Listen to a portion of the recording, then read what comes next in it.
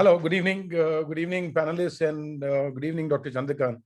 It's a pleasure to have you here. A great, insights into, how we open up and the dynamic questions, and of course, thank you to Dr. Jain for letting us have a real-time video on what the member health and the secretary health were talking about.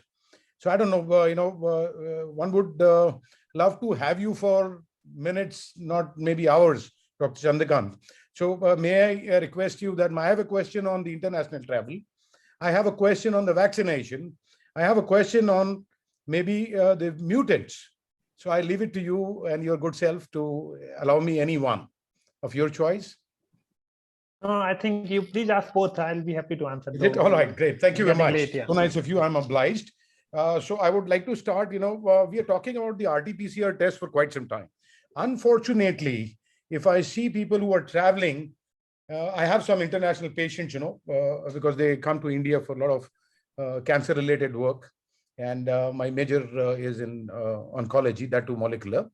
So we see that, there is an assay called as the enzyme-linked fluorescent assay, which is the IgM serum, to be more specific. That's what is asked by the government for people who want to go back. Why is India not looking if the relevance of the ELFA test is much more better and absolute? So why would we not like to have this?